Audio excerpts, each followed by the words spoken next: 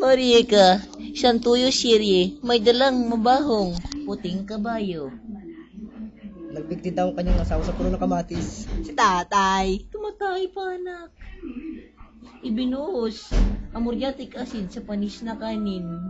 Timoteo, lagapin mo ang utot ko at lahat ng nakamoy ay lumaki ang mata. Kalamay? Penge! Napapadali na naman ang babaeng yan.